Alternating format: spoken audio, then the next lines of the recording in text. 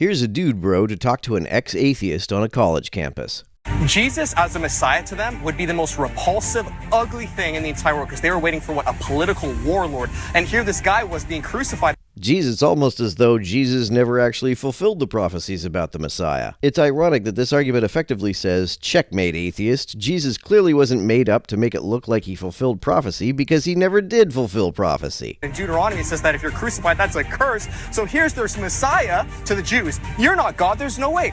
What incentive, in what way would they want to believe that that's God unless they were filled with the Holy Spirit or they did see a risen Christ? Or they thought Jesus would return, but he didn't, so they redefined what the Messiah is in order to keep their religion going.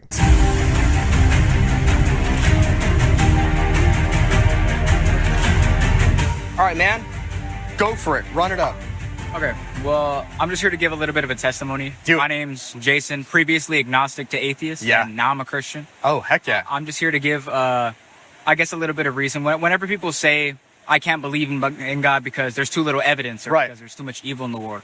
Well, there's no evidence because God is a nonsensical concept and therefore cannot coherently have evidence. And the fact that there is evil means that either God is not perfectly good and is therefore okay with allowing evil, or he's not all-powerful and is therefore allowing evil to exist to achieve some greater purpose that he doesn't have the power to achieve without allowing the evil. I usually encourage people to take things from a different framework, a different mindset. So the one thing I ask for everybody who is an atheist is that if there is so much evil in this world, as you call it, my question to you is that if there is no God, why is there any good in the world? There isn't any good in the world if you use God as your standard of judging good. If what you're asking is why are there things we like in the world, the things that we call good, it's because many of the things we find to be good are things that keep us from going extinct, so natural selection has selected brains that are naturally pleased by them, and culture has filled in the details with other things that we like. That's the one. You know what's crazy, bro? It's going to sound graphic, but I saw a sign that said, without God, rape is not evil. Yeah. Isn't that crazy, though? But you're right. There's no morality. Who says killing's wrong without God? So without a God, you'd have no problem with it? Theists often use this argument to paint atheists as moral reprobates, but I'm going to have a problem with these things whether there's a God to say they're wrong or not. In fact, I'm going to oppose them even if there's a God who says they're good. These guys, however, because they use God as their standard of goodness, will happily say that they are good if you convince them that God says they are. We're just matter in motion. Bye, I want your shirt, take it. That's the atheistic worldview. That opens you up to so much. That opens you up for me saying, that baby's only valuable if I deem it to be valuable. Your worldview opens you up to saying that baby is only valuable if God deems it to be valuable. If that baby is a Canaanite or an Amalekite, it better watch out. Good, man. Because everything is relative. Good. If somebody told me that they don't value something that I do value, that's not going to stop me from keeping them from harming it. Apologists seem to think that if morality is subjective, that means we have to just let everybody do anything they like. That's a total non sequitur. If there's no objective morality, then there's no objective reason why I have to let people do things that are intolerable to my conscience. Keep preaching, man. 100%. The main thing I want to bring up for everybody out there is keep God foremost. Never abandon those values. Let's say there is a God who says that certain acts are right and others are wrong. He doesn't seem to step in to enforce those rules like he's portrayed as doing in the Old Testament anymore. I'm sure you believe that the punishments and rewards come in the afterlife, but before we die, there's no consequential difference between the existence or non-existence of objective morality. Imagine there's a universe in which there's objective morality, and some of the folks living in that universe believe there's objective morality, and some who do not. Then imagine there's a universe with no objective morality, but some of the folks in that universe believe in it and others don't. If you didn't know which universe is which, how would you be able to tell? I can't think of any way in which you could discern the existence of objective morality from its non-existence, making its existence inconsequential. And try your best to encourage these challenging conversations while still affirming the other person's value. Amen. That's the really big thing. God bless. Dude, keep going, man. Share your testimony or more tips on evangelism. Maybe I can help you with evangelism. Like if you have any question on atheism or this or that. Or you just keep going, man. Yeah, I'll give you my, because I'm really... Give me your best evidence for Jesus and, like, why you came away from atheism. And let's just, like, we'll sharpen each other. Because this helps a lot of the evangelists. I know. So the big reason, right, before you even get into... the reason why I was an agnostic at first is because I assumed the scientific method does not apply to immaterial things like God. Yeah, it does. The scientific method discovered photons. Those are immaterial. They are particles of energy, not matter. Yes. So we can't prove it. Yes. That was my view. And then I go, well, hold on a moment. But there's one thing that Christians claim is true, which is that there was a man who came down, Yes. was God in the flesh, and died on the cross. So that means that this man was physical. He was historical, and this is a material person. Right. That we can study. We can study the testimony we have about him, but not really scientifically. We have to use the methods of history rather than science because we don't have any remains or artifacts to examine. And even if we did have physical evidence that could corroborate things like whether he actually existed or whether he was crucified, no physical evidence could corroborate the idea that he is a supernatural entity that created all of time and space, because that makes no sense and can therefore produce no kind of evidence. That is So true. look into the Gospels. Yeah, and you realize one thing.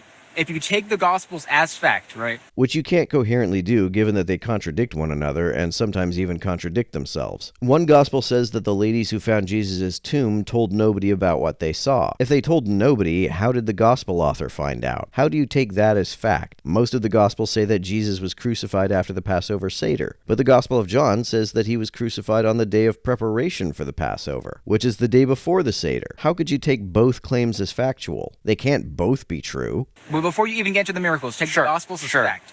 You have to ask yourself 3 things. 1, was Jesus a lunatic? 2, was Jesus lying? Or 3, was Jesus really divine? Insofar as divine means woo-woo, the other 2 options are not only more probable, they are the only options that are coherent, and therefore the only options capable of having any more than a non-zero probability. Also, give the proper shout-out to C.S. Lewis. You didn't come up with this argument yourself. When you look at the ethical beauty of the Sermon on the Mount, the way he talks, the way he has consistent characters, the way nobody can point out sin, not even Right. enemies, Didn't the Pharisees accuse him of blasphemy? Isn't that a sin? there's no way you can conclude this man was a lunatic. Even if he didn't commit any sins, what would that have to do with whether he was a lunatic or not? Being a lunatic isn't inherently sinful. Was he lying is the second thing. Well, I don't think that he would go through all this for no reason. People don't usually go to death for a lie, is another thing.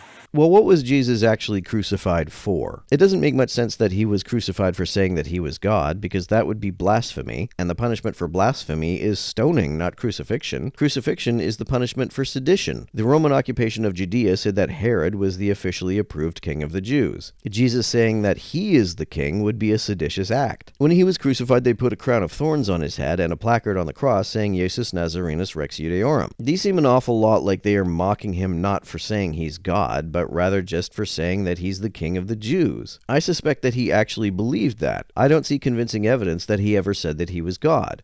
Bingo. So Keep whenever going. we have Paul, who claims that there was 500 people who saw Right. Christ risen from Yep. the dead, people say, well, that's only one claim of 500 people. Well, then now you have a proof, a burden of proof. Right. Why would Paul lie? Paul wasn't there. He didn't directly see Jesus appear to 500 people. He said he was told about this. Maybe he was lying, or maybe he was lied to, or maybe the person who told him was delusional, or maybe Paul misunderstood what he was told, etc. There are plenty of non-lie explanations, besides Jesus actually returning from the dead, that are all more probable than a guy actually returning from the dead. Even Paul lying is more probable than a guy actually rising from the grave. Yeah, that is No true. reason to. Yeah. And we know historically he lived. He was persecuted under the Roman Empire Nero. Yeah. So that's historical. That happened. Why would Paul himself then be persecuted? We know the disciples were persecuted. We have secular scholars like Bart Ehrman who acknowledge Jesus lived and died under Roman crucifixion. So that's all historical. What do you think they were persecuted for? A common argument that apologists love to make is that the fact that some of Jesus' followers were martyred means that they really believed that Jesus rose from the grave. But why would the Romans care about that? Jesus wasn't crucified because Jesus believed that Jesus rose from the grave, so why would that necessarily be the reason his followers were martyred? Jesus was crucified for sedition, so it seems most plausible that those of his followers who were martyred were also killed for participating in a seditious movement. They were likely to have been martyred even if none of them claimed that Jesus came back from the dead. What's up for debate is did he resurrect? And that's where we use deductive logical reasoning with, like you said, we do know thousands of Christians were persecuted. Were they persecuted for a lie? Did they hallucinate? Or was it the truth? A mass hallucination does not happen. They don't happen, period. That's not true. Mass psychogenic illness is a well-studied phenomenon, but a much more common phenomenon that you left out as an option is mistaken identity. A possible explanation for Paul hearing that Jesus appeared to 500 people is that 500 people mistook someone else for Jesus. This is clearly more probable than Jesus actually coming back from the dead. Did they lie for it? I just can't come to grips with thousands of people people dying for something that they knew was a lie, being tortured in the worst of ways. Where did you get the idea that anybody died specifically for believing that Jesus came back from the dead? There is no evidence that a single one of Jesus' followers who were martyred specifically for this belief, let alone thousands of them. You have to understand there was no economic benefit of lying. They lost all their land, they lost their family, they lost their lives. And they also believed, you have to keep in mind at that time, the Messiah, Jesus as a Messiah to them would be the most repulsive, ugly thing in the entire world, because they were waiting for a political warlord. And here this guy was being crucified. In Deuteronomy, it says that if you're crucified, that's a curse. So here's their Messiah to the Jews. You're not God, there's no way. Well, Jews didn't believe that the Messiah would be God. That wasn't part of the prophecies. What incentive, in what way would they want to believe that that's God unless they were filled with the Holy Spirit or they did see a risen Christ? I don't believe that Jesus claimed to be God or that his followers were martyred for believing he was God. Jesus was crucified for saying he was king of the Jews. So the most probable explanation for whatever persecution was done to them by Rome is that they also believed that he was king of the Jews. That's what Rome cared about. I see no reason why they would care that they thought some guy was God or came back from the dead. It was the sedition, not the blasphemy, that challenged Roman authority. So it's just making an inference. But keep going, man. So you have to put yourself in the I like shoes. this guy. He's like Cliff. Yeah. He comes with the Cliff stance too, and he's like bang, bang, bang. So let me go ahead. Yeah. So, But let me go ahead and get this down. The thing you have to do is you have to put yourself in their shoes. You have to ask yourself, would I, as somebody who's known this person for a while, let's say one of your best friends, right? You've known this person. You have an idea about who they are, their character, how they act, the things they talk about. yeah. Then one of two things. Either one, would you die for that person? If so, then great. But Yeah. the second thing is, would you die for them if you know that they're telling a Exactly. lie? Please cite a single historical document that says one single follower of Jesus was martyred specifically for their belief that Jesus was God or that he rose from the grave. Apologists and proselytizers love to say that the followers wouldn't die for a lie, but they never cite a single account of any of the disciples being killed specifically for any supernatural beliefs. Exactly. Even if you know somebody, like my friend, right? I won't give his actual name. Sure. I've known this guy for 9 years, right? If they said, right, either you go to death, the most excruciating Right. pain possible, Right. and I know it to be a lie, or you stay alive and you get off scot-free. Exactly. Even if he is my best friend, Yeah. I would still hesitate there. Oh, me too, bro. I 100%. don't know if I'll do it, if I'm being honest. Crucifixions weren't just, most people think Jesus died in 2 hours. Exactly. Roman crucifixions were brutal. He was probably up there for 9 hours. At least, yeah. He didn't even die from stabbing or anything like that. Right. He died from bleeding. Yes. Loss of blood. Couldn't breathe, yeah. Bleeding. From what I've heard, the guy on the left is correct. He didn't die from bleeding. You just can't get a lungful of air when you're hanging from your arms like that. Yeah. Now that's just one person. Yeah. Imagine that across thousands of people. Right, yeah. I think that the probability of a miracle happening completely outweighs that of these thousands of people dying. Yeah. Why? Even if there were thousands of people who were crucified for believing that Jesus was God or he rose from the grave, a claim for which there's no evidence, that would still be more probable than a guy actually coming back from the dead, because as unlikely as dying for a lie is, it isn't outright impossible like a resurrection is.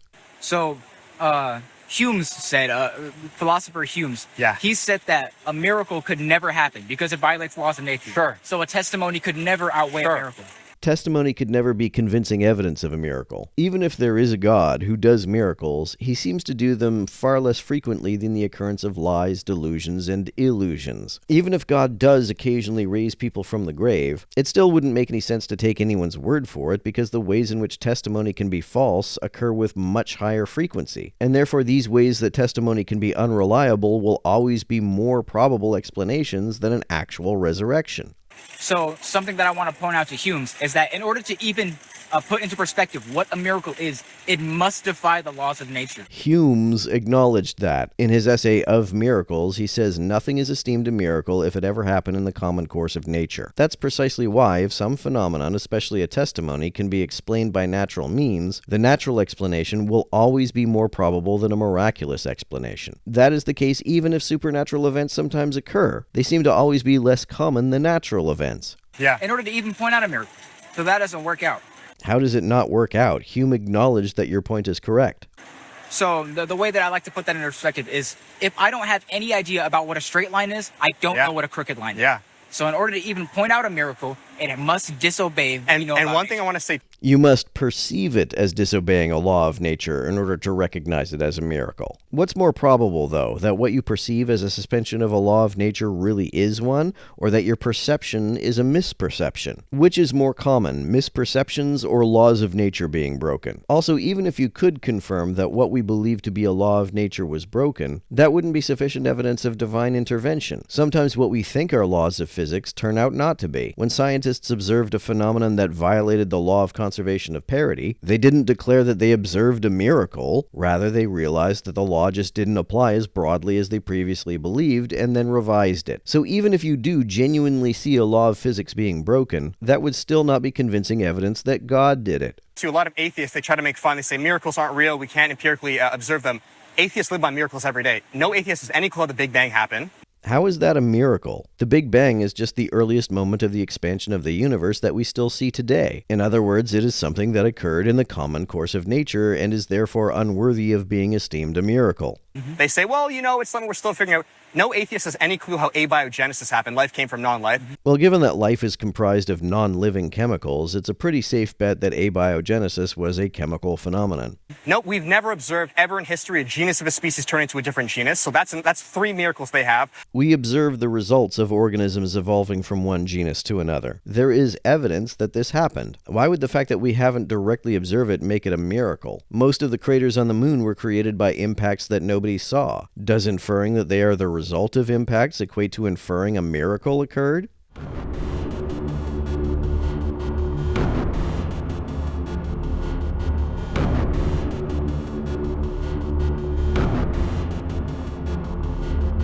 To everyone who helps me out on Patreon, you're a big help. Thanks so much.